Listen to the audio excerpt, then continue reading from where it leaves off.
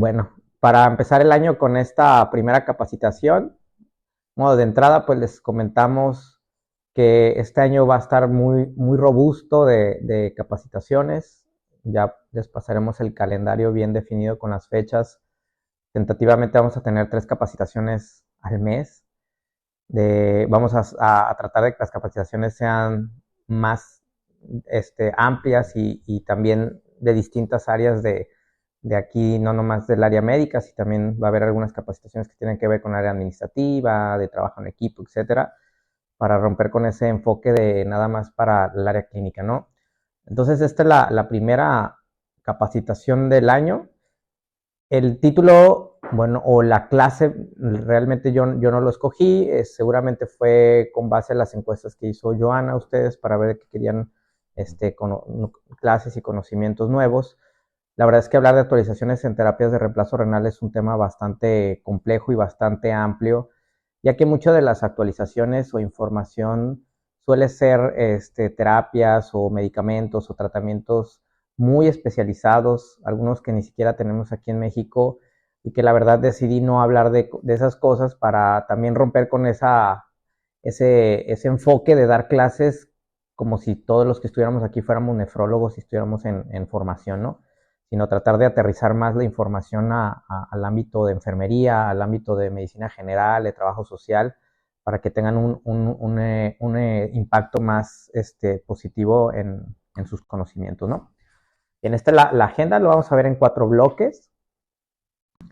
Bueno, pues antes de empezar con los bloques, como ustedes saben, el viaje del paciente es un viaje bastante sombrío, bastante sinuoso, desde que se hace el diagnóstico de enfermedad renal crónica, lo cual muchas veces ocurre ya de manera en etapas finales, ya prácticamente para iniciar diálisis, donde ni siquiera le da oportunidad al paciente de adaptarse o de conocer esta información, qué opciones tiene y asimilar la información que se le está manejando.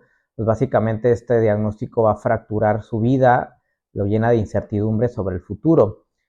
Posteriormente el paciente una vez que ya está más estable, trata de buscar la normalidad, trata de luchar por recuperar una sensación de control y normalidad, y posteriormente viene en la mayoría de las pacientes la adaptación al tratamiento, en donde nosotros jugamos un papel muy importante en tratar de pasar de ese famoso enfoque centrado en la enfermedad o manejo mecanístico a uno holístico, en donde seamos acompañantes del paciente en todo este viaje, ¿no?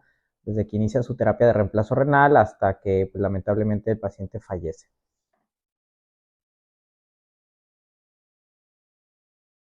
Bien, otro aspecto muy importante, como ya se los he mencionado, es que tener enfermedad renal crónica en diálisis acorta drásticamente la sobrevida. Aproximadamente los pacientes viven 35 años menos, el simplemente hecho de estar en diálisis. Y si pueden ver estas gráficas comparativas, pueden ver cómo los pacientes que están en rangos de 40, 30 años, que no están en diálisis, bueno, más bien que están en diálisis, tienen casi prácticamente la misma esperanza de vida de alguien de 80 años que no está en diálisis. Es un acortamiento que no respeta el rango de edad y que es uno de los impactos más importantes de tener enfermedad renal crónica en diálisis. Otro aspecto que también les he mencionado es que hay una carga muy importante en número de síntomas y en severidad de estos mismos. Inclusive en algunos estudios se ha comparado cómo los pacientes tienen una peor sensación, dolor, fatiga, depresión, que inclusive los pacientes que tienen cáncer. Es algo que también no se le da tanto peso. Sabemos que pues tener cáncer obviamente es malo, y sin embargo, si ustedes lo ponen en contexto o la comparativa con enfermedad renal crónica y estar en hemodiálisis, les puedo asegurar que la mayoría de ustedes, inclusive de la población general, va a poner por encima a cáncer que enfermedad renal crónica, cuando sabemos que inclusive es peor tener cáncer, y no solamente que es peor que tener cáncer, y no solamente en síntomas, sino también en sobrevida. Hay otro estudio que anteriormente les he mostrado, que los pacientes compararon 10 tipos de cáncer no metastásico contra pacientes que estaban en diálisis, y prácticamente vivieron más los que tenían cáncer. No es un solo síntoma, como les mencionaba, en promedio hay de entre 5 o 10 síntomas que tienen el paciente al mismo tiempo. Entre los más frecuentes son la fatiga, la ansiedad, dolor, náuseas, calambres, el prurito urémico, la depresión, las alteraciones en la función cognitiva, los olvidos. Y obviamente esto hace que la experiencia de diálisis sea una carga constante de múltiples síntomas, sobre todo somáticos, psicológicos, que definitivamente van a impactar en la calidad de vida y en su vida cotidiana. Ya entrando en el primer bloque, pues el cambio del paradigma, y ahorita que está de moda que agarraron a Maduro, ¿no? El fin de la dictadura del KTB, que es la punta del iceberg. Lamentablemente por mucho tiempo, inclusive todavía se sigue usando como referencia de decir si el paciente está bien o mal dializado, el KTB. ¿Cuál es el problema del KTB? Es que solo mide la depuración de solutos pequeños, principalmente la urea, que es con la cual se hace la fórmula. Los estudios pre y post hemodiálisis nos ayuda a calcular esta fórmula. Sin embargo, no todos son solutos pequeños. Hay muchas toxinas urémicas que no siguen esta dinámica o esta depuración. Hay algunas que ni siquiera se van a alcanzar a eliminar por la hemodiálisis. Hay algunas que están ligadas a proteínas, hay algunas de un peso molecular más grande que no caben en los filtros convencionales o en las hemodiálisis convencionales que tenemos. Y obviamente también el aspecto del hecho de que no solamente estas toxinas se van a correlacionar con la calidad de vida del paciente, sino que hay otros aspectos que también pueden estar impactando la calidad de vida y que definitivamente no van a ser corregidos con hemodiálisis o diálisis peritoneal. Son pocas las cosas que podemos corregir con tratamiento dialítico realmente del paciente. Obviamente vamos a corregir algunas de las cosas más graves y urgentes que si no las corregimos ponen en riesgo la vida del paciente, pero ya a largo plazo, de manera crónica, muchos de los factores, toxinas urémicas, síntomas, lamentablemente no van a mejorar con diálisis o hemodiálisis. Inclusive hay algunos que se ha visto que empeoran con el tratamiento dialítico. Es por eso que hay algunos otros aspectos, síntomas molestos, que deberían ser más bien nuestra referencia para ver si el paciente está bien, más allá de un KTB. Aparte de que el KTB muchas veces ni siquiera se correlaciona con la calidad de vida del paciente. De hecho, eso ya está demostrado. Puede ser que tengas un KTB perfecto, en hemodiálisis 1.2 es la meta, en diálisis peritoneal 1.8 semanal. Sin embargo, estos pacientes con KTB normales o en meta pueden tener síntomas muy evidentes y severos como prurito, que a veces ni siquiera se correlaciona con niveles de urea, y que si nosotros nos enfocamos y tomamos decisiones con decir, estás bien hemodializado porque tu KTB está en 1.3 y no me importa que pues tienes alteraciones en la función cognitiva, no me importa que no estés trabajando, que no tengas energía para trabajar, para viajar, que te sientas cansado todo el día, que tengas fatiga poshemodiálisis, pues obviamente no estamos cumpliendo con ese enfoque que debería ser centrado en la persona más allá de la enfermedad, ¿no? Ya en la actualidad hay una forma más, digamos, objetiva de evaluar lo que realmente el paciente necesita y quiere, o la voz del paciente, que son los famosos PROMs. Los PROMs viene de las siglas en inglés de Patient Related Outcomes Measures, que son las mediciones de los objetivos y resultados percibidos por el paciente. Y es literal, es un informe del estado de salud que se recopila directamente a una persona, sin que yo o el médico que lo está haciendo vaya a interpretar ese informe, pues simplemente lo que me está diciendo el paciente. Hay algunos pros o PROMs muy específicos de salud global, de salud mental, de salud física, salud social, y hay algunos inclusive ya más específicos ya de estar en hemodiálisis. Hay uno que se llama de Alberta, son 10 preguntas. Ya lo hemos aplicado aquí en algunos pacientes, la doctora lo conoce, y eso nos ayuda como que a tener un panorama más completo de si realmente el paciente está bien dializado, o más bien si está bien, no si está bien hemodializado, porque no todo se va a corregir con hemodiálisis.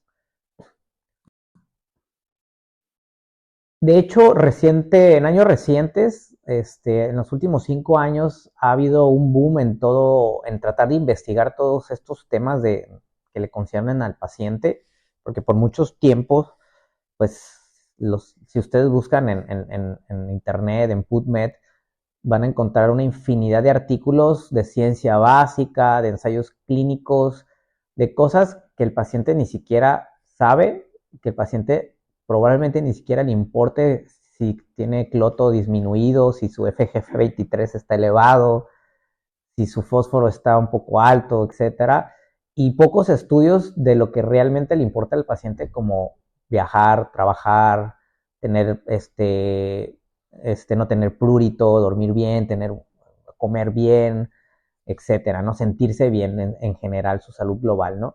Entonces, esta iniciativa que se llama SONG, que es Standardized Outcomes Nephrology, son, digamos que el enfoque en donde se hicieron encuestas en múltiples niveles, tanto en profesionales de salud como pacientes, cuidadores en muchos países, en donde trataron de ver cuáles eran las prioridades de cada uno de estos grupos y tratar de englobar e ir descartando para tratar de que los resultados o las metas fueran alineadas en todos los grupos, ¿no?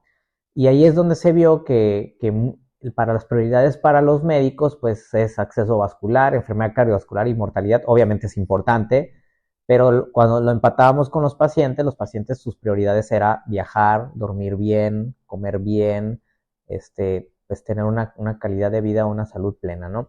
Entonces, esta iniciativa cada vez se va nutriendo más con estos pros y proms para tratar de conocer y jerarquizar qué es lo que importa. De hecho, se hicieron 3 niveles, el núcleo o los que son, digamos, que las cosas críticamente importantes para algunos grupos de interés y que se debe de informar siempre en los ensayos clínicos. Y luego otros niveles más externos en donde son importantes para algunos y que se deben considerar o no en ensayos, y los últimos que deberían ser también posiblemente considerados para tanto pacientes como personal clínico, ¿no? De hecho, si lo ponemos ya más gráficamente, ¿qué nos importa a nosotros y qué les importa a ellos? Pues vean las prioridades como mortalidad, el KTB, acceso vascular, fósforo, calcio, es las prioridades del ámbito clínico, pero las prioridades de los pacientes es la capacidad de viajar, el tiempo libre de diálisis, la capacidad de trabajar, el dormir bien, ¿no? Nosotros nos estamos enfocando en marcadores bioquímicos, en mortalidad, y los pacientes priorizan la energía para vivir su día a día y la libertad. Básicamente aquí está la razón o la brecha de por qué estamos fracasando en darles un buen manejo a los pacientes.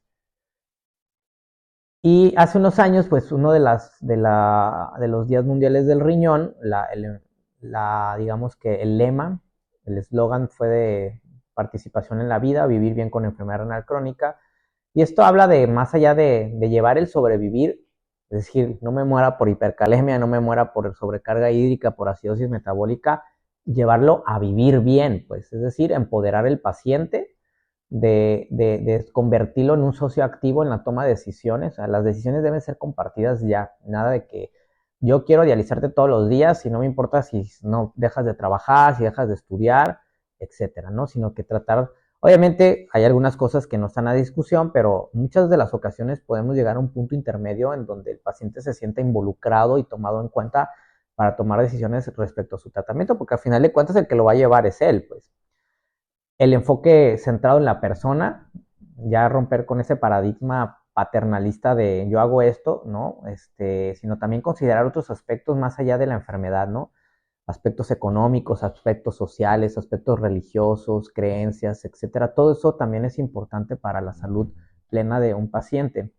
Y enfocarnos en las fortalezas y la resiliencia del paciente. Entonces, el objetivo final de esta terapia de reemplazo renal no es prolongar la vida, sino que el paciente tenga capacidad de ser quien es. Muy similar a lo que les estaba comentando. Y bien, ahora pasamos al siguiente bloque, que es hemodiálisis segura. Bien, a grandes rasgos, como ustedes saben, pues la hemodiálisis es un tratamiento que trata de, a través de un filtro o un riñón artificial, tratar de simular la filtración y secreción tubular o excreción tubular de muchos solutos o toxinas urémicas, a final de cuentas, que se producen día a día por el funcionamiento de los órganos, los alimentos, etcétera, las bacterias. La microbiota intestinal juega un papel muy importante en toxinas urémicas. La disbiosis de esa microbiota va a generar más toxinas urémicas y más síntomas molestos. Sin embargo, el otro también de los enfoques incorrectos es el que nosotros tratemos de maximizar esa extracción a consecuencia de que el paciente a lo mejor tenga calambres, tenga hipotensión intradialítica, tenga síndrome de desequilibrio postdialítico, solamente por ver un número bonito, ¿no? Por ver una urea en 100, 110, 120, por ver un fósforo en 4, por ver un potasio en 4, a expensas de poner en riesgo pues la homeostasis del paciente, ¿no? Entonces ya el enfoque debería ser más bien minimizar el daño asociado a los tratamientos dialíticos, porque no están exentos de complicaciones, pues ustedes los ven día a día, ¿no? Los pacientes no salen así al 100, no todos, pues algunos pacientes al contrario salen peor, pues ¿qué pasaba con esta, pues María Guadalupe Zavala, ¿no? Era la que, ¿cómo le iba? Pues yo les puedo asegurar que si le preguntaban, ella preferiría no estar en hemodiálisis a estar así, pues. Entonces tenemos que cambiar también ese enfoque en donde yo doy preferencia a minimizar el daño sin tratar de exagerar esa remoción de solutos, ¿no? Por cumplir un número bonito, bioquímico. Y este enfoque de proteger tiene que ver principalmente también con la protección de la función renal residual, ya que, como les mencionaba, no muchas de las toxinas urémicas van a poder, estas son las que salen por difusión. O sea, nuestro tratamiento de hemodiálisis convencional es un tratamiento de difusión. O sea, moléculas pequeñas, algunas moléculas medianas, pero en menor cantidad, alcanzan a salir con difusión, sobre todo con filtros de alto flujo y pues con un acceso vascular más eficiente, ¿no?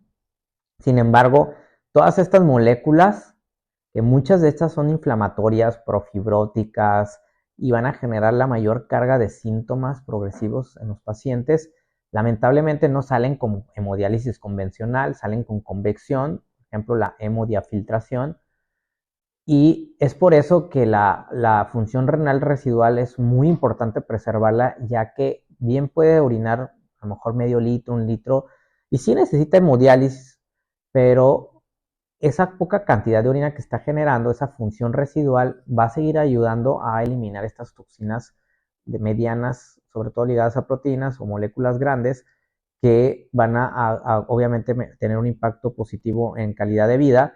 De hecho, ya está bien demostrado que en diálisis peritoneal, lo del KTB que realmente le da, el KTB global, engloba, valga la redundancia, el KTB de diálisis, pues, y el KTB urinario, y lo que le da el impacto en unos estudios muy grandes, de hecho un estudio mexicano que se llama DEMEX, y el otro es canadiense y estadounidense, Canusa también, es como que no tuvieron mucha creatividad en el nombre, vieron que el KTB mayor a 1.8 tenía una mejor sobrevida y mejor calidad de vida, pero ya cuando, digamos, ven qué parte del KTB es el que tiene ese impacto positivo, es el urinario, pues, y tiene que ver por eso.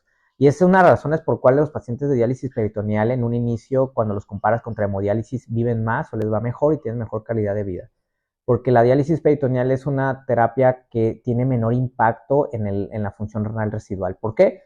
Pues principalmente por los cambios hemodinámicos que ocurren durante la hemodiálisis, ¿no? Esa hipotensión intradialítica, esa ultrafiltración excesiva, pues va a agotar obviamente esa función renal residual. Entonces, uno de nuestros objetivos es preservar esa función renal residual, esas nefronas que todavía están ahí trabajando para mejorar la supervivencia, para promover una eliminación de toxinas urémicas medianas o unidas a proteínas que no las vamos a poder eliminar con diálisis.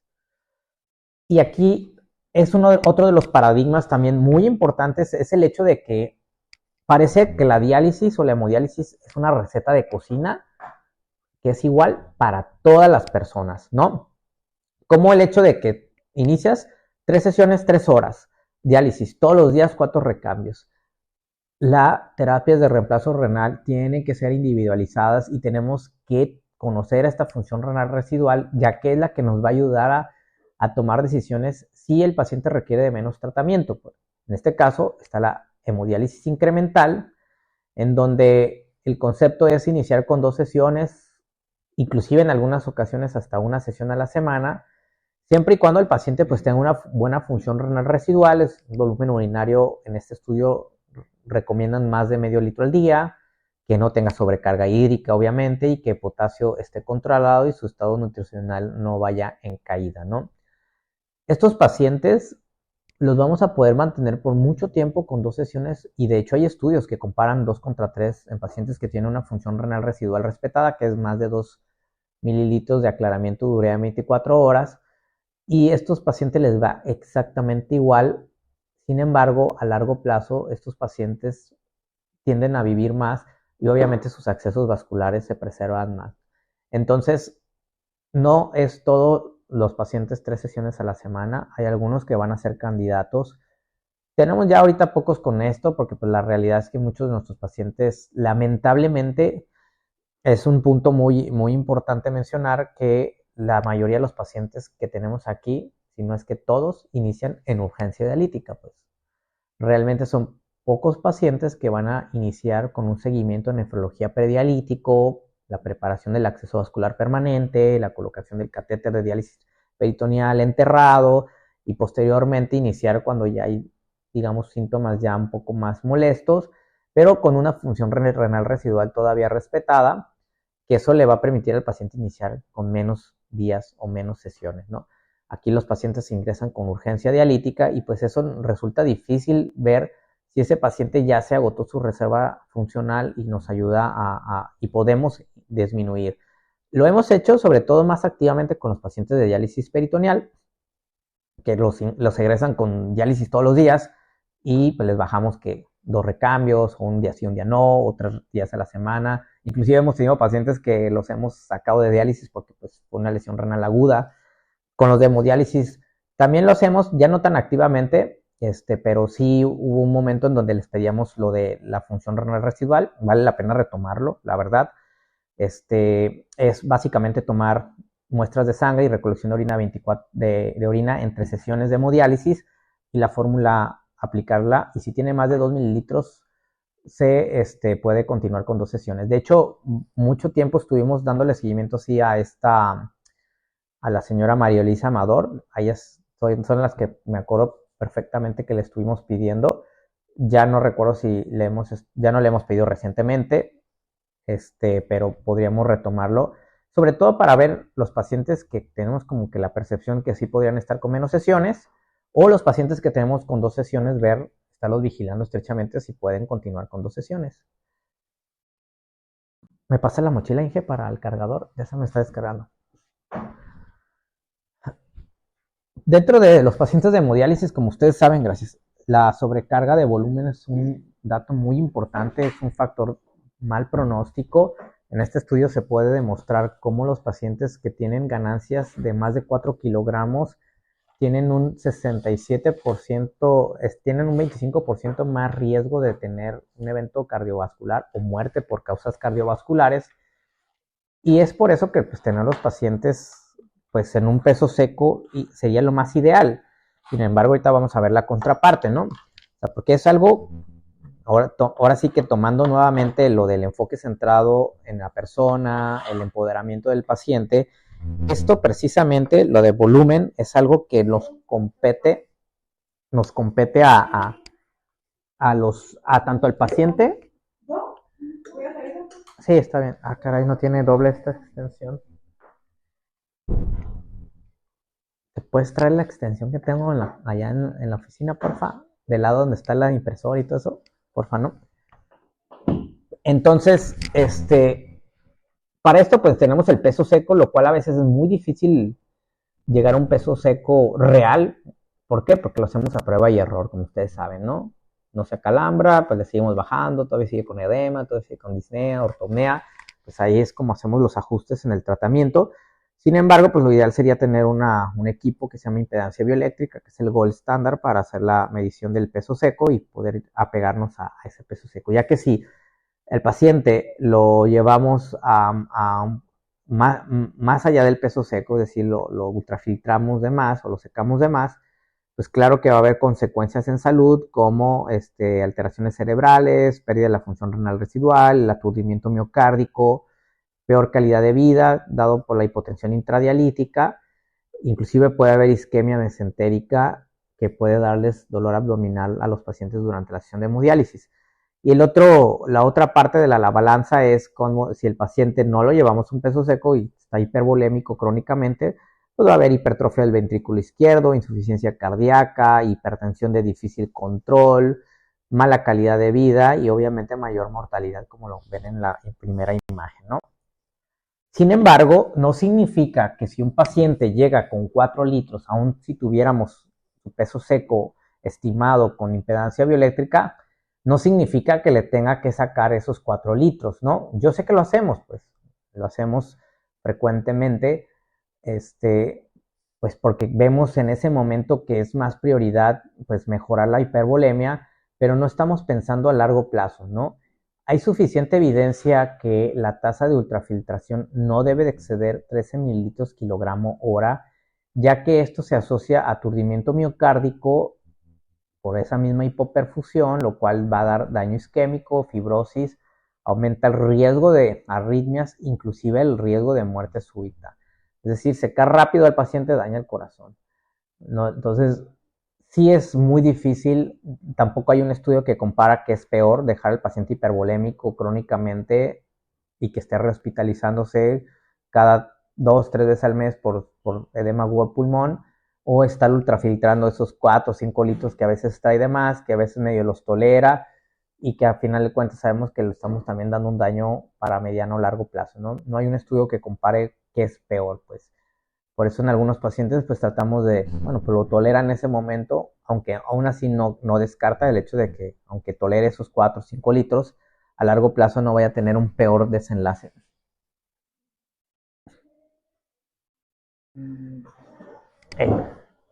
Bien.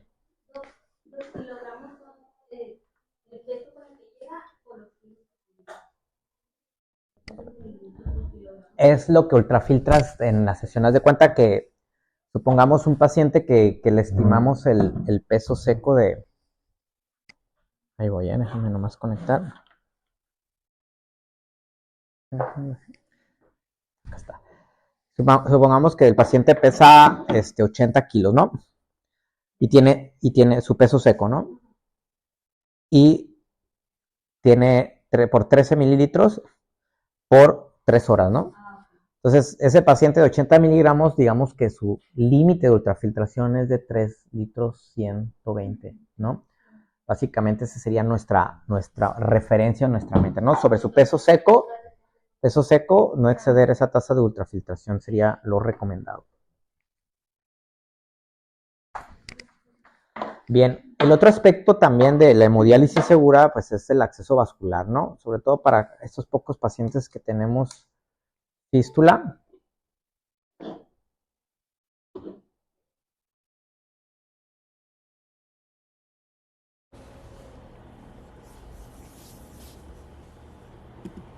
Rotofondante, de que se le ultrafiltran una deposición cierto tiempo ya de 4 litros, 3,500, fraccionamos de 3,500 a 4.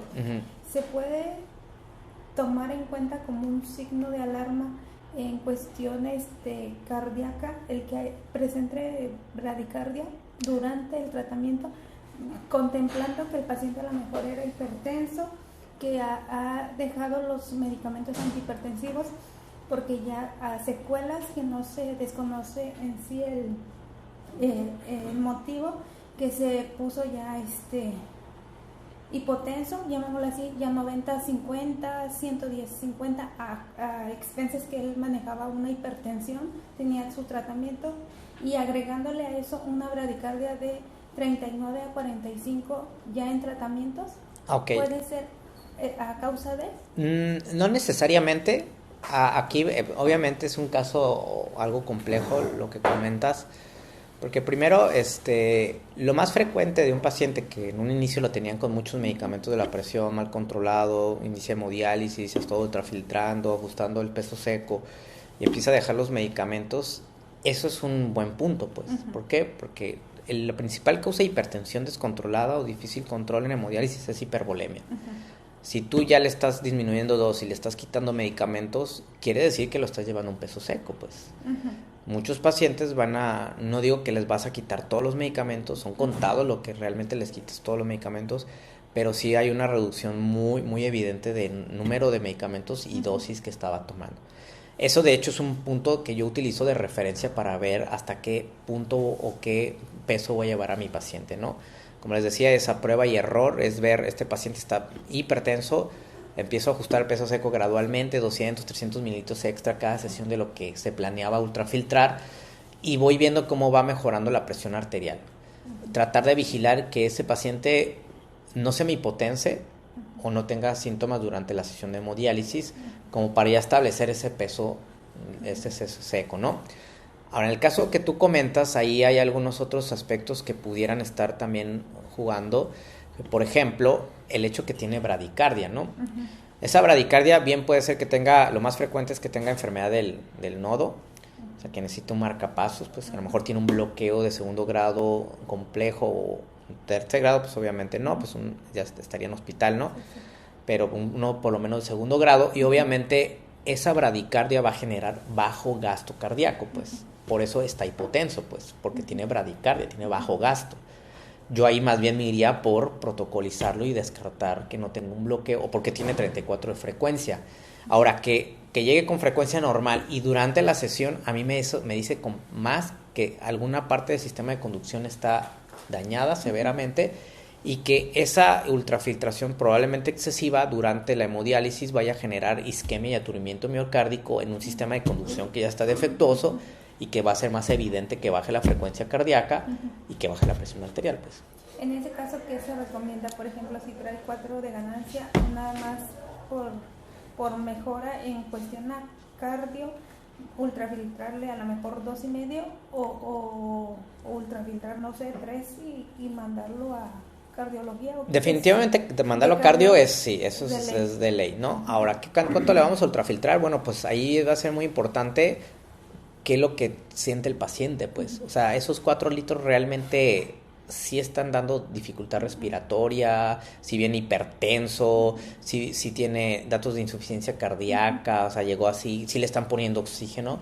Bueno, pues ahí sí ser un poco más agresivos vigilando la frecuencia cardíaca. Pero si el paciente viene asintomático, o sea, el paciente lo ves respirando tranquilo, le pones el oxímetro, está saturando normal, aire ambiente, pues ¿para qué el ultrafiltro los 4, no? Como que no lo necesito, pues, y más si me está haciendo bradicardias, pues. Ahí yo me iría por un peso más, o una ultrafiltración. Primero me iría a la meta de ahí, no ceder 13. Pero si me marca ese paciente que son 3 litros, a lo mejor le sacaría 2,5 litros, y veo en las próximas sesiones cómo es la tendencia, si no empeora los datos de insuficiencia cardíaca, no empieza con disnea, no empieza a desaturar.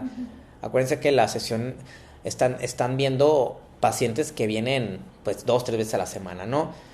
El manejo debe tener como que una línea continua, pues no traten de resolver todo en ese mismo día, en esa sesión, pues, porque si lo vemos de manera aislada, que el paciente como si fuera la única vez que va a venir en su vida y viene con 4 y le quiero bajar 4, pues probablemente le vamos a hacer más daño que beneficio. En cambio, si tomamos decisiones, obviamente llevadas con el médico que está a cargo, es decir, le voy a bajar 2,5, pero voy a estar muy al pendiente en la próxima sesión de que no me llegue con dificultad respiratoria, hipertenso, que le ponga el oxímetro y no esté saturando, que lo ausculte y no tenga crépitos, pues así sigo esa línea, pues. Y a lo mejor eso me va a ayudar a reajustar el peso seco. Pues a lo mejor estos 4 litros no son reales, pues.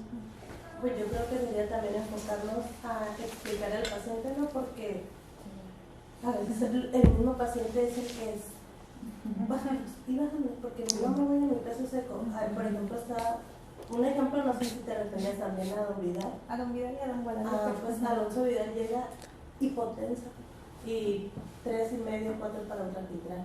Entonces, ayer yo le comentaba a la doctora, le voy a dejar la ultrafiltración 3,5 miligramos.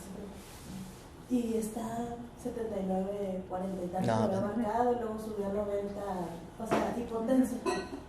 Ahora. Dije, ¿qué hago? Le digo a la doctora, o sea, ya le perfilé sodio, pero le voy a dejar esa ultrafiltración, o sea, por eso sí me llamó la atención lo que comentó Marta, y resulta que sí es el mismo paciente. Entonces. Sí, el paciente, o sea, sí entiendo y como lo mencioné, de que pues debe de participar, pero hay decisiones que no le competen a él, como cuánto ultrafiltrar, ¿no? Yo creo que aquí lo que debemos de es reeducar al paciente que la forma en la que calculamos el peso seco no es la más correcta y la más exacta. Por eso puede haber variaciones, ¿no? Puede haber variaciones desde el hecho de si qué ropa traía. Puede haber variaciones del hecho de si está estreñido y tiene 2-3 días sin hacer del baño o que acaba de comer. O sea, son cosas que siempre arriba del peso seco o el peso con el que llega el paciente, lo primordial es qué síntomas tiene mi paciente. Un paciente que realmente llega con 4 o 5 litros va a llegar con dificultad respiratoria, va a llegar hipertenso, va a llegar con edema. Este paciente que llega hipotenso y trae 3 litros y medio, claro que no trae 3 litros y medio, pues. O a lo mejor tiene un derrame pericárdico ya con compromiso hemodinámico y por eso está así, ¿no? Pero si clínicamente no trae edema, no trae dificultad respiratoria, asintomático, ese paciente es ajustar el peso seco. ¿Por qué? Porque el hecho que llegue hipotenso, pre-hemodiálisis, es porque viene deshidratado, pues. Ese sería lo más obvio, pues. Entonces hay que valorar eso, pues. Todos esos casos que tengan duda. Hay que educar al paciente porque sí. No, doctor, es que es. Sí, no. hay que decir. Y ahorita con la inteligencia artificial, probablemente voy a ver si puedo hacer unas tarjetas informativas ahí como infografías con esta clase para el paciente, para entregárselas. Para que sepa que el peso seco es algo, no es digamos, la palabra final, pues algo que sí o sí tengo que irme con ese peso y traigo 3, me tienen que bajar 3. Tienen que entender que sí hay veces que les podemos bajar 3, pero si lo llevamos a largo plazo va a ser peor para él, pues reeducar al paciente que no es bueno estarles bajando tanto, pues, y que las decisiones de cuánto bajarles son tomadas por el personal clínico, no por el paciente, pues. Sí, porque nosotros llegamos a decir, yo en mi caso, esto es lo que subió, eso lo voy a bajar, depende también porque se toma en cuenta el peso post y su peso seco, o sea, no nada más es cuánto ganó, es la doctora. O sea, la doctora, si yo le pongo un peso, pero al fin de cuentas es la doctora la que le sube, le baja o lo deja en la ultrafiltración como la dejamos nosotros, porque ella modifica si ella cambia de indicación. Y nosotros le decimos al paciente, la doctora es la que toma la decisión de cuánto se ultrafiltra, ni usted ni yo. O sea, a eso hemos llegado porque así se ponen los pacientes. Sí. No, aparte son pacientes que, por ejemplo, pues si vienen 3 veces a la semana, como dice usted, pues no podemos ajustarle el peso seco en una sola sesión. Pero, por ejemplo, si en esa sesión le bajamos 4 kilos, para la siguiente sesión ya trae 4,500, 5 kilos, entonces... Sí, definitivamente por eso les decía que eso del manejo o la toma de decisiones conjunto o responsabilidades compartidas, también eso es importante para el paciente, pues, o sea, no nomás es que déjamelo todo a mí, la hemodiálisis y te saco todo lo que tú traigas, es que también el paciente se tiene que comprometer con eso. No, hay contados los que de plano, por más que le digas, no lo van a hacer. Yo creo que el 50-60% pues ahí medio lo sigue y hay pocos que pues sí son muy estrictos y muy responsables, ¿no? Pero buscar estrategias para concientizarlo, a lo mejor estas infografías, estos videos. Digo, ya muchas de las cosas que hemos planeado y hemos comentado que tenemos de proyectos y no lo hemos hecho es porque pues no tenemos muchas personas, somos pocos y pues nos llenamos de muchas cosas, muchos proyectos y que al final de cuentas pues no podemos porque nos hace falta gente, es la realidad. Pero y dinero y la inteligencia artificial ya nos va a facilitar las cosas. Si se fijan, esta clase está muy distinta a las que habitualmente doy. Le hice con la inteligencia artificial en 1 día, 2 días, pues. Lo que a veces me tomaba 1 semana hacerlo, pues. Entonces, hay forma de hacer infografías, de hacer videos. Voy a ver, con esta misma clase la voy a meter a esa plataforma para que me haga todo eso y empezárselas a dar a los pacientes, pues, para que empiecen a concientizar de la importancia del peso seco, de la importancia de la ganancia interdialítica, de la importancia de su acceso vascular, pues.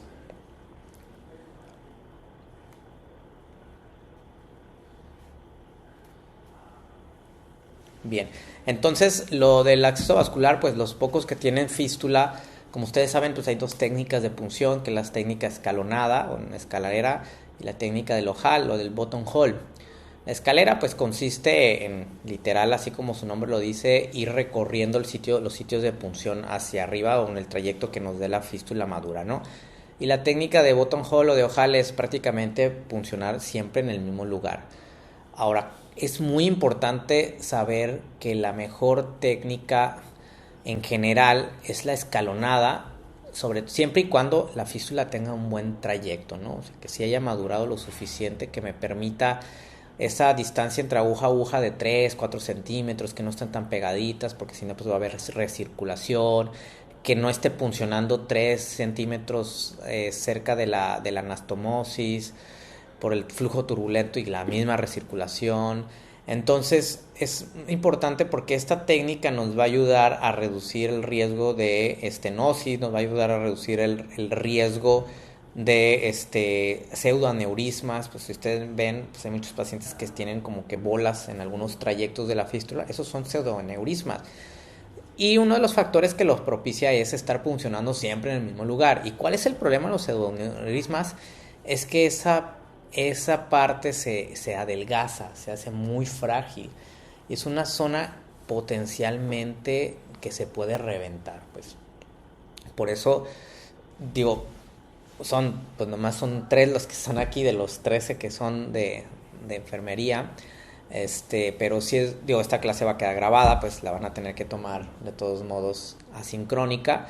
Pero sí es muy importante que de ahora en adelante los pacientes que tengan una buena fístula los empiecen a hacer en escalera. Obviamente si hay necesidad de hacer una capacitación ya más práctica de la técnica, pues la hacemos también para evitar esas complicaciones a largo plazo, ¿no? Básicamente. Como ustedes saben, el acceso vascular, la fístula es la línea de vida del paciente tal cual, y es muy importante también concientizar al paciente y educar que se la esté revisando todo el tiempo, pues.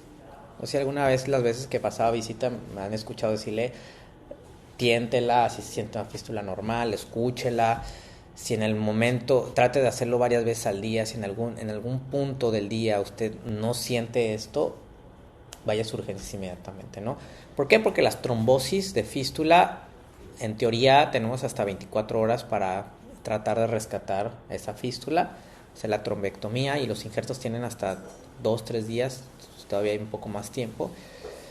Entonces, si el paciente se le trombosa la fístula, no sé, a las pocas horas de haber salido de hemodiálisis y se espera hasta la siguiente sesión, pues una fístula que ya va a llegar trombosada y sin posibilidad de rescatar, ¿no? Por eso todos los pacientes que tengan fístula, enséñenles. También de esto sí hay un folleto de cómo revisar la fístula por el paciente. También no los voy a imprimir para pasarlos. Entonces la hemodiálisis segura pues es preservar la función renal residual, hemodiálisis incremental, respetar la ultrafiltración no más de 13 mililitros kilogramo hora, y personalizar obviamente los flujos, el potasio, que ya no hablé tanto de eso, ¿no? Ah, sí, claro. De todos modos esto no me puedo regresar ya. Sí. Bien, entonces ahora vámonos con diálisis peritoneal. Voy a mandar el mensaje a Mayra a ver si se desocupa.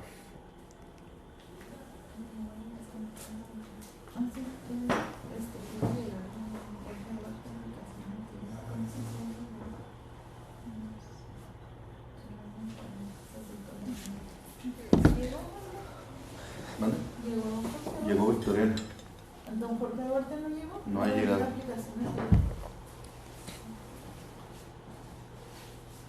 A ver si viene Mayra, ahorita ya dijo que venía.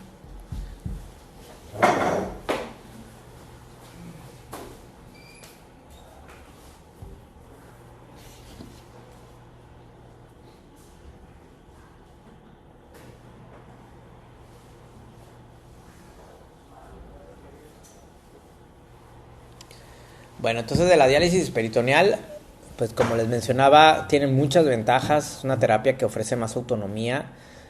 Idealmente deberíamos de considerarla como primera opción, siempre y cuando pues el paciente tenga un cuidador o pueda dializarse él solo, y pues que realmente son pocas las contraindicaciones para diálisis peritoneal. Pues un paciente que pues está en situación de calle pues no va a poder dializarse, no vamos a meter a tabares a diálisis peritoneal, ¿no?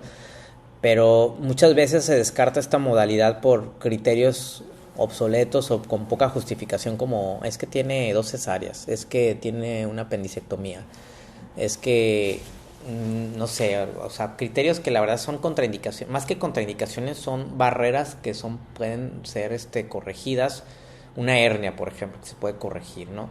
Entonces muchas veces se descarta al paciente para diálisis peritoneal y eso nos limita el ofrecerle esta ventaja de autonomía o de mayor sobrevida, sobre todo en los primeros años, y mejor función renal residual. Esto también, iniciar con diálisis peritoneal, nos ayuda a preservar accesos vasculares. Quizás es uno de los beneficios más grandes, porque como ustedes saben, pues la diálisis peritoneal eventualmente no va a ser útil, pues se va a acabar, el peritoneo se va a desgastar por las mismas exposiciones a las soluciones de glucosa, pues que van a dañar el peritoneo, por más biocompatibles que son, dañan el peritoneo, o los episodios de peritonitis, que es la principal causa de transferencia de hemodiálisis. Entonces, que un paciente dure varios años en diálisis peritoneal, pues vamos a preservar esos accesos vasculares que en algún momento nos van a servir para el catéter permanente o el catéter de hemodiálisis. El aspecto de mayor autonomía, flexibilidad, sobre todo para alinearnos con las metas de estas iniciativas, son en donde una de la punta de la pirámide es la participación en la vida, ¿no?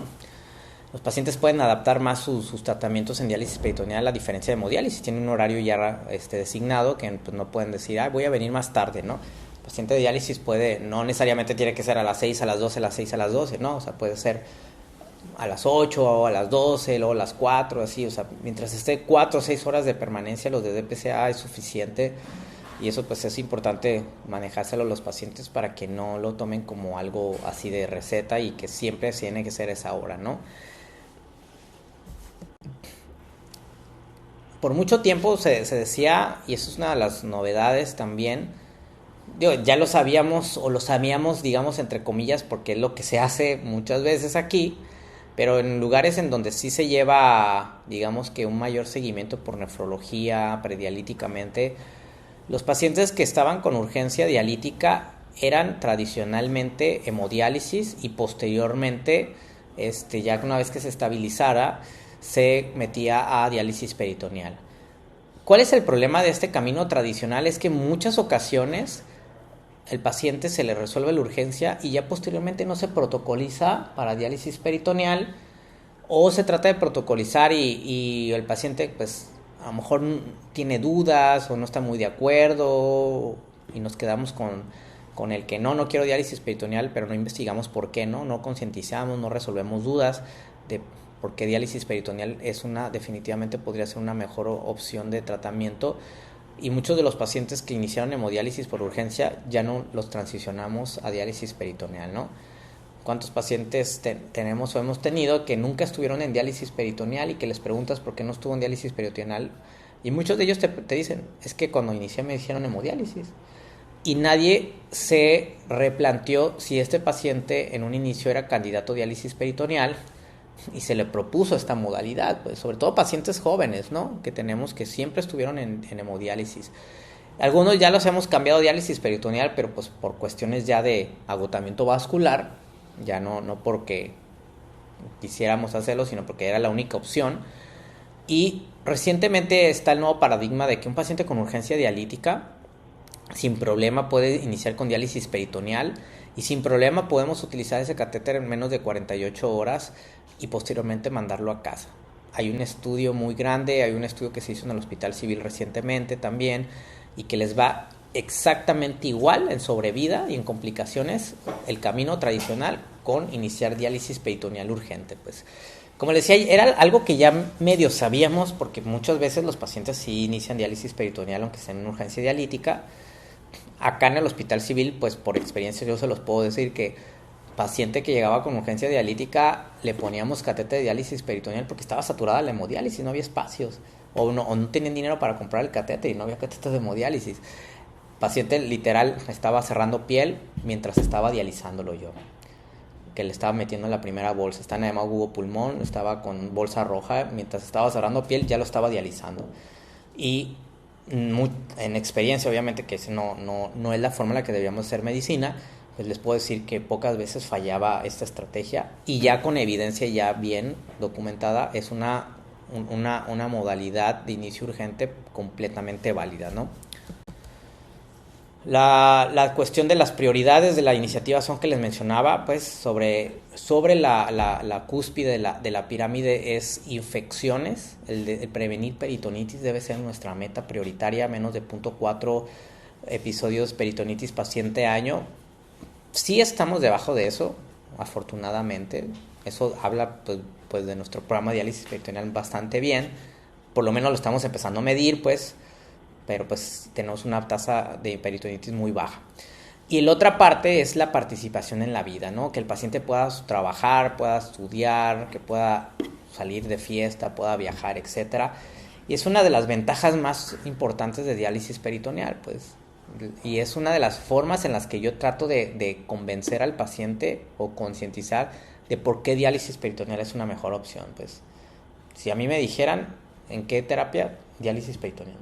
A mí no me gustaría estar en hemodiálisis, a mí me gustaría estar en diálisis peritoneal. El poder viajar, el poder yo ajustar mis horas de tratamiento, o ese día no me dializo porque tengo que hacer esto, etcétera. Cosa que con hemodiálisis no se puede hacer, pues. Después está el siguiente peldaño, pues la supervivencia de la técnica, ¿no? ¿Por qué? Porque pues esto obviamente va a impactar en el riesgo de peritonitis si el paciente no tiene una buena técnica, y la mortalidad. Y como última, digamos, peldaño en la base de la pirámide, no quiere decir que no sea importante, pero es en jerarquía, no es tan importante como participar en vida y no tener peritonitis, los parámetros bioquímicos que ya les mencioné, ¿no? Ahora, esto no es nuevo, pero es algo que va a ser posiblemente nuevo para nosotros. Hay una cicladora que se conecta a Wi-Fi, al celular del paciente como router, y que a través de una interfase de una nube de Banti, pues de una plataforma, en tiempo real manda toda la información de la cicladora a esa nube. Manda información desde alarmas, desde ultrafiltración, desde si el paciente se conectó o no se conectó, la adherencia, te pone la adherencia en porcentajes, te pone las tasas de ultrafiltración, te pone las alarmas que tuvo. Y esta estrategia de monitoreo remoto en esta cicladora, en un estudio se demostró reducir hospitalizaciones hasta un 69%, mortalidad de un 45%, y menor abandono de la terapia, ¿no? ¿Por qué? Porque pues muchas veces son cosas que a lo mejor podemos resolver a distancia o darnos cuenta a distancia sin que el paciente tenga que estar viniendo. Y esto del abandono de terapia pues podría ser algo muy importante para nosotros, porque muchos pacientes que viven lejos y que no van a venir nada más a que les revisemos la máquina, pues lo podríamos hacer a distancia, ¿no? Y muchas veces el paciente a lo mejor podría decir, no, pues si voy a estar yendo cada 2 meses con la máquina porque me da alarmas o por esto, o no traigo los apuntes, pues mejor sigo así la historia y que al rato me cambien hemodiálisis más a gusto, ¿no? Esa es la aplicación que se llama MyPD. Es una aplicación en donde pues vamos a involucrar al paciente como copiloto. Esto dieron una plática de Bantip en el congreso que acabo de ir a Mérida, el IMIN, en diciembre. Y justamente cuando estaba viendo la plática le pregunté a los del contrato de Bantip si nosotros podríamos entrar en este cambio de cicladoras. Me dijo que sí, que hay un rubro en nuestro contrato en donde podemos actualizar la tecnología y se podría cambiar las máquinas a este paciente, pues, es decir, los pacientes que ya tienen cicladora, que se les cambie, creo que se llama Claria la máquina, a una máquina que nos vaya a estar alimentando con esta información, y potencialmente podríamos tener estos beneficios, como por ejemplo los clínicos, mejores resultados, menos hospitalizaciones, menos peritonitis, operativos, pues vamos a optimizar el tiempo del personal, la revisión de los datos puede ser más eficiente, las visitas presenciales pues van a ser ya no para problemas menores, pues, o cosas que no tengan que ver con la máquina. Vamos a poder gestionar proactivamente la población de pacientes y vamos a poder empoderar al paciente, pues que a lo mejor se comprometa con sus resultados, a lo mejor se va a dar cuenta que ya nos damos cuenta si se dializa o no se dializa, y eso lo va a hacer comprometerse más, pues ya no nos va a poder echar mentiras, ya no es de que cuántas cajas te quedan, cuántas bolsas te quedan, te dializas, no te dializas. La máquina en automático me va a dar el porcentaje de cuántas veces se conectó y cuánto tiempo se conectó, pues. Entonces, una propuesta que voy a hacer es que actualicemos eso. El equipo, pues, que los que ya tienen DPA, pues que sigan en DPA, pero con el equipo nuevo. obviamente no pretendo que los de DPCA los cambiemos a esto. A lo mejor podríamos tomarlo como un criterio a los pacientes que como que nos queda duda que si se están dializando o no en DPCA, pues podría ser una estrategia de monitorizarlo remotamente y garantizar que sí tengan una buena adherencia, ¿no? Podría ser un criterio más de los que utilizamos para quién se va a DPA, de si nos queda duda si se está dializando o no, pues mejor lo metemos a DPA y monitorizamos a distancia, ¿no? O los pacientes foráneos, definitivamente, ¿no? Los que tenemos lejísimos, que no vienen a consulta. Bueno, pues imagínate por lo menos esos pacientes que ingresaron en noviembre o en abril o no sé cuándo y no han venido a ninguna consulta, que los estemos por lo menos monitorizando remotamente de que se están dializando, pues ya sería algo, ¿no? Una ganancia, ¿no? Y esta tecnología nos va a ayudar a cambiar de apagar fuegos a prevenirlos, ¿no? Es decir, de estar en un modelo, de cambiar ese modelo reactivo a un modelo más proactivo, de identificar, resolver problemas a medida que lo ocurren, pues es una aplicación muy amigable, nos da datos muy visuales, nos da como un dashboard aquí en donde nos da esas tasas de ultrafiltración, las alertas personalizables. Les digo que esa tasa de adherencia al tratamiento, cuántos porcentaje de diálisis se hizo en el mes, etcétera. Es algo que la verdad nos va a ofrecer bastante ventaja y creo que, o sea, al parecer es viable, pues. Habrá que ver pues con los pacientes también, digo, si no tiene no creo que tenga un inconveniente, al final de cuentas si no usan el ecosistema, pues es la misma máquina, pues la diálisis va a seguir igual, pues las conexiones van a seguir igual. Lo extra es que nosotros vamos a estar monitorizando distancia con la computadora, ¿no? Eso sería la ventaja. Y ya en el otro bloque, la nefrología verde. Otro, digamos, algo de actualización. Es muy importante saber la huella oculta de los tratamientos dialíticos, sobre todo de hemodiálisis. Vean cuánto se gasta de agua. 500 litros de agua por sesión, 70,000 litros de agua por paciente al año. 1 kilo de residuos plásticos por sesión. Casi 2,000 millones de toneladas de residuos al año a nivel mundial, un alto consumo de energía y la huella de carbono que pues está muy en boga de estarlo midiendo, ¿no? Como criticaron a esta, ¿cómo se llama la cantante que viaja en avión para todos lados y aunque esté bien cerquita? ¿Cómo se llama esta cantante la que es novia de uno? Taylor Swift, de la huella de carbono, ¿no? 3 puntos. Dinero. 3.8 toneladas de CO2 por paciente al año, pues. O sea, literal es como si estuviera viajando en avión constantemente, pues. Es una huella de carbono bastante alta. Obviamente la DP es una alternativa más verde. Se consume, por lo menos no se consume agua para el dializado, ¿no? Ahora, no quiere decir que no se consuma agua, porque también se consume agua para generar ese plástico, pues, y no es una cantidad muy, digamos, despreciable, o sea, pero si lo comparamos con el agua de hemodiálisis, pues sí es una diferencia bastante importante, ¿no? Menos residuos plásticos, eliminamos la necesidad de transportar al paciente, pues, reduciendo pues la huella de carbono por el vehículo, y pues eso obviamente tendría un impacto positivo en el ambiente, ¿no? Entonces tenemos que migrar a una cultura de sostenibilidad. Una de las posibles estrategias que vamos a tratar de implementar aquí en UNM es optimizar el agua. Por ejemplo, pues eso ya se hace, ¿no? Que nuestra ósmosis esté correctamente funcionando, que no estemos tirando agua de más. Y si bien el agua de rechazo la utilizamos para el riego de jardines, esa agua pues es un agua dura, pues. Es un agua que si ustedes se fijan, pues no tenemos pasto. ¿Por qué? Porque pues, daña a muchas plantas la salinidad de esa agua. Vean cómo está el piso del concreto ahí, cómo se ha carcomido, pues es por esa agua dura, pues. Una posibilidad es que la ósmosis que teníamos anteriormente, el problema es el espacio, es que la pudiéramos utilizar para retratar esa agua y poder utilizar esa agua para, o sea, ya sin dureza, no solamente para regar jardines, sino también para utilizarla para los tinacos, para nuestro consumo, lavado de manos y demás, garantizando pues que sea un agua potable, pues que no sea dura para que no vaya a dañar pues las tuberías, etcétera, ¿no? Es una posibilidad, ¿no? La digitalización total, pues como por ejemplo el uso remoto el monitoreo remoto de la diálisis peritoneal, el expediente electrónico sería también ya el poder migrar ya definitivamente a un expediente electrónico y no estar imprimiendo tantas hojas. También sería una estrategia que podríamos implementar a mediano corto plazo.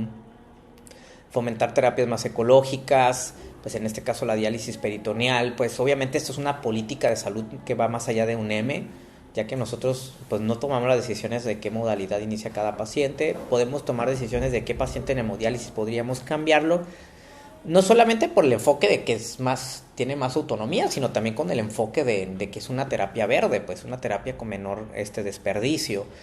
Y pues gestión inteligente de residuos, ¿no? El tratar de buscar, lamentablemente hay pocas plantas recicladoras aquí, pues Linge ya investigó eso, pues para reciclar el PVC de las bolsas de diálisis, de los cartuchos, de los cassettes, de todos esos plásticos que tenemos aquí, el cartón y todo eso, pues sería una gestión inteligente de estos residuos, ¿no? Para tratar de aportar al ambiente.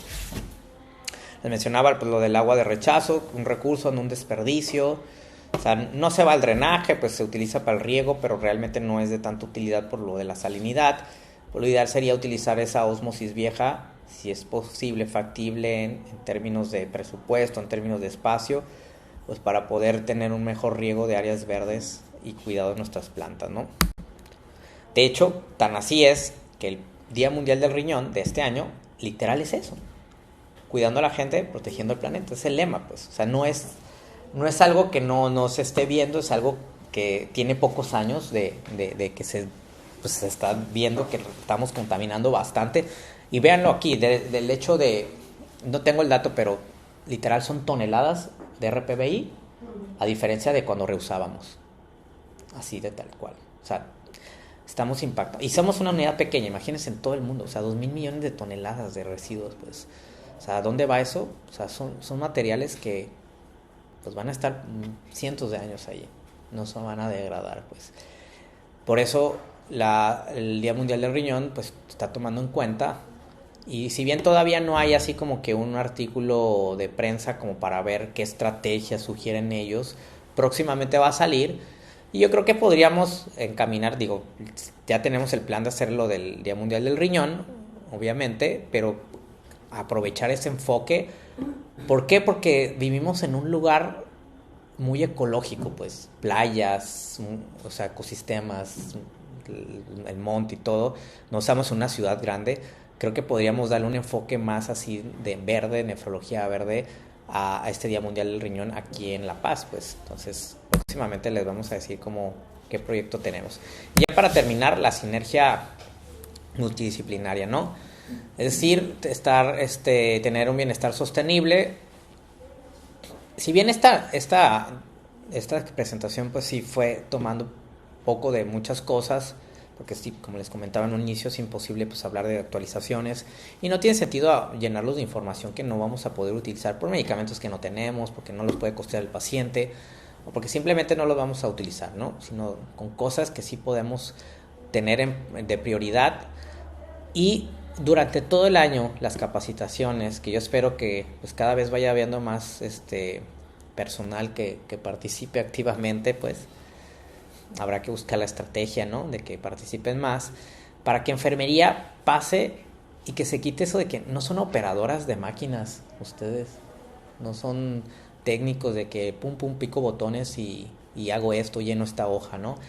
Sino que pasen de eso a educadores de paciente, gestores de salud digital, Mayra, por ejemplo, experto en la preservación del acceso vascular, pues. O sea, no son técnicos, son enfermeras que están viendo pacientes y que deben de buscar cambiar ese enfoque, ¿no? Y todas las capacitaciones que vamos a ver a lo largo del año van encaminadas a eso. Que los médicos generales se cambien ese enfoque de que el KTB, que los estudios, que la urea, que el fósforo, que el potasio, a un gestor integral del bienestar del paciente, de estar activamente buscando síntomas molestos, salud mental, nutrición. Pues tenemos el equipo multidisciplinario, hay que aprovecharlo. Prescripción de terapias personalizadas, ¿no? 3 sesiones a la semana, ver quiénes son candidatos a 2, a 1. no todos los días de diálisis peritoneal, ver quiénes son 10 candidatos a menos diálisis, no 4 recambios al día, ver quiénes son candidatos a 2 recambios, 3 recambios al día, promotor de prevención.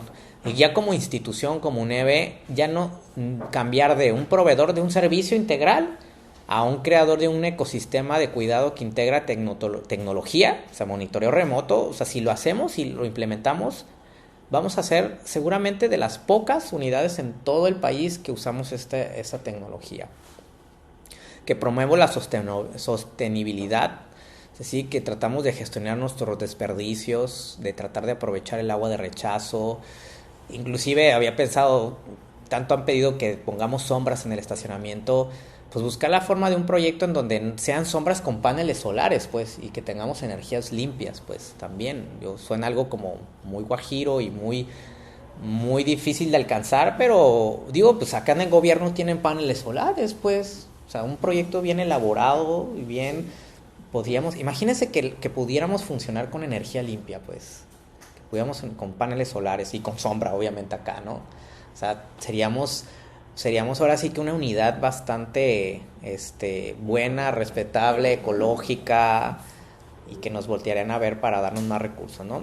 Sí, ahí lo que podríamos hablarnos es que México está obligado para cumplir la Agenda 2030, pues. Exactamente. De ahí pues viene pues reducir emisiones de carbono, reducir el consumo del agua. O sea, si hacemos el proyecto bien y le hablamos a las personas adecuadas y hay interés también por parte del gobierno, pues se puede realizar.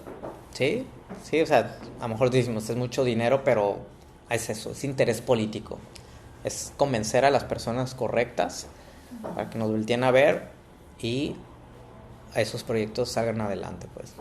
Y seamos una unidad verde, comprometida con el ecosistema, con el ambiente. Y el último parte de ahí, de ese renglón, es que siempre pongamos al paciente en el centro de todas nuestras decisiones, ¿no? Y una es de ellas es, pues, hoy voy a mandar un oficio de lo de la planta de acá, porque el filtro de carbono está en una posición que no nos conviene, pues, que seguramente eso lo están haciendo para preservar las membranas, ¿no? Para que dure más la planta. Y no podemos tomar decisiones en el hecho de cuidar el equipo, pues tenemos que tomar decisiones que implique más gasto en que los pacientes estén mejor. En este caso es reacomodar esos filtros, ¿no? Y así tiene que ser siempre nuestra visión. Siempre que nuestras decisiones sean en pro del paciente, en el bienestar del paciente. ¿Ok? Y ya como conclusión, estas son las 3 conclusiones. Cuidado centrado en la persona, tecnología para conectar y empoderar al paciente y bienestar sostenible. Y ya por último, las 5 estrategias para un manejo centrado en la persona: escuchar, ir más allá de los laboratorios, escuchar activamente a los pacientes, miedos, prioridades, creencias, hacer tiempo. No todos los pacientes no todos los problemas se van a resolver en una consulta, pues es lo mismo con hemodiálisis. No todos los problemas los vamos a resolver en una sesión, pues son pacientes que vamos a ver mucho tiempo. Ok, voy a ver a este paciente, tengo 30 minutos, 40 minutos, tiene muchos problemas, jerarquizo los problemas, ¿qué es lo más importante? Bueno, pues voy a abocarme a y ya los otros problemas los voy sacando en las próximas consultas, pues verlo en 15 días, un mes, 2 meses, o sea, hacernos tiempo, ¿no? Más allá de nuestro proceso, ir más allá del profesiograma, colaborar activamente como equipo multidisciplinario. Sé que esto pues cuesta mucho trabajo, hay muchos roces. Yo espero que en algún punto podamos llegar a por lo menos darnos cuenta de que es algo meramente profesional y que tenemos que trabajar en equipo por el bien del paciente. No porque me caigas bien o porque te tengo que hablar, no, es enfocarnos en el paciente, punto. Reimaginar lo que significa buen manejo, ¿no? Ya no es resolver problemas, controlar la enfermedad, sino más bien un enfoque dirigido a metas, objetivos compartidos del paciente y del médico. Y darle valor a una buena relación con la persona. La alianza terapéutica es fundamental, pues si a ese paciente le hablamos mal porque tiene mala adherencia, es peor. De hecho, ya sabemos que los pacientes que tienen malas adherencias son a los que les tenemos que más estar al pendiente. No de que, pues no le importe, pues hay que siga, ¿no? O lo estoy regañando, lo estoy peleando, lo estoy cada rato. Pues ya nunca nos dejamos. Exactamente. Y son los pacientes que más necesitan de nosotros, pues. O sea, obviamente, pues hay pacientes que por más que busquemos estrategias, enfoques distintos, psicología, psiquiatría, trabajo social, nutrición, todos, va a haber pacientes que no los vamos a hacer cambiar, ¿no? Pero a lo mejor unos cuantos de ellos podemos llegarles por otro lado y que los podemos concientizar a tener mejor adherencia a los líquidos, pues. A quien sepan que el peso seco no es la palabra final, pues. Por lo menos eso yo creo que nos podemos llevar hoy de que vamos a reeducar al paciente, ¿no? No sumí mucho, me acordé de ti, se los pacientes.